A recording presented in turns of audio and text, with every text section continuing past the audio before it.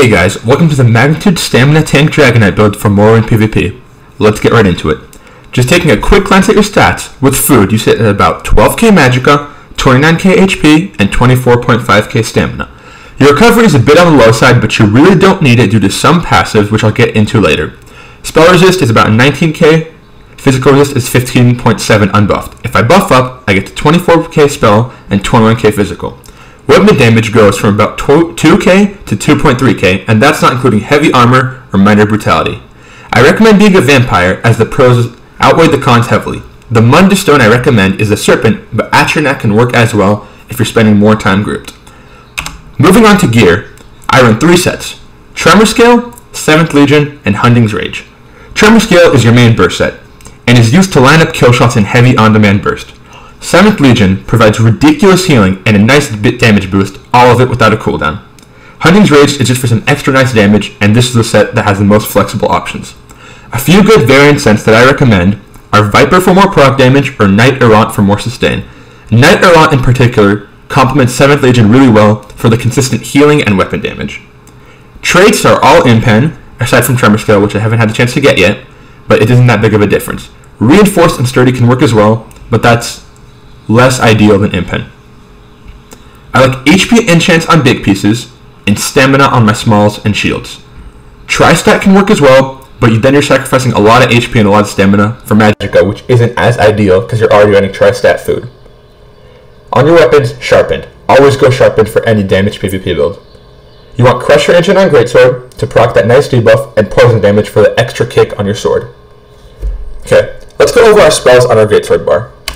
First off, Crit Rush. This is mandatory in my opinion. This acts as a very powerful gap closer and does a very nice hit of damage, along with being critical strike. Second is Rearming Trap. This is really a nice dot snare combo and provides minor force.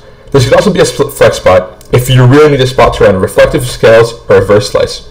Rally is one of our main weapon damage buffs and also provides a crazy strong heal over time. What you can do is just hit it once, you got your dot ticking. Give it 5, maybe 6 or so seconds, then pop it again for a really nice 10k heal.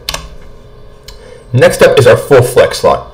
I run Hardened Armor because I really appreciate the shield, which helps counter burst, the active, which removes 495 damage to melee attackers, and the physical and spell resist for 5k for 20 seconds. This also synergizes very well with some passives, which again I will get into later.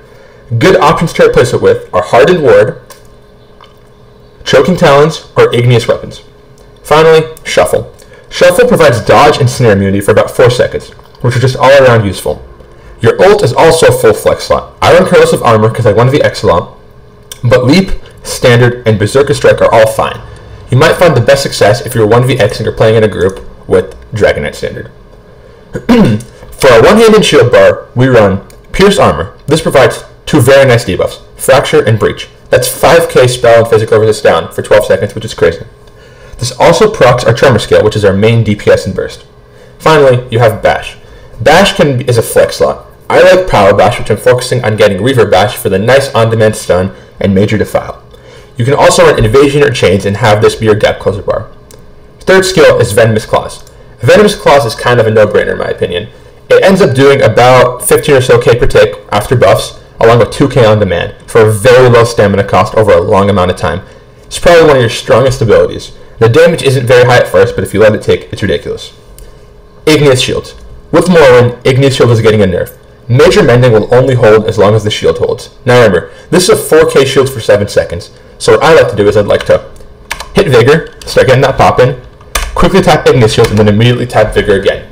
This has a really nice synergy as you're getting the Major Mending for just as long as you have Vigor. It's very nice and very strong heal. Vigor, as I already said, is just a very nice heal, also helps your allies. Your ult is Dawnbreaker. I'm focusing on getting this morphed into the knockdown because everyone runs Vampire nowadays. However, if you really want, you can have the other one, which provides weapon damage. Me personally, I always try to farm a little bit and get every single passive. However, the only passives which are absolutely vital to the build are Combustion and Warmth, which provide very nice damage and utility.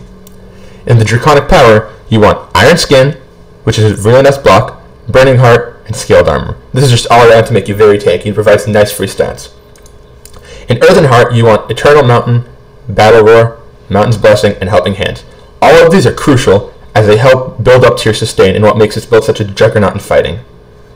Next up is heavy armor. The one-handed trees and the two-handed trees aren't amazing. There's nothing absolutely insane here. Sure, it's a nice 5%, a little bit of cleave, all that's great, but heavy armor is what really makes this build shine. Between Constitution, which gives you 1k magic and stamina whenever you take damage every 4 seconds, and Wrath, which ends up giving you 200 spell damage and weapon damage, you're doing an insane amount of damage. Finally, the last mandatory passive is in the Fighter's Guild line. It's Slayer. Increases your weapon damage by 3% for each fighter's ability slotted. That's 3% weapon damage per bar, which stacks with the Minor and Major Brutality. Overall, a very, very strong passive, and your Fighter's Guild tree should be maxed. There's some good places to farm, which I'll show you later, but just make sure you absolutely have Slayer. Finally, the last thing I think is really important to mention is my consumables.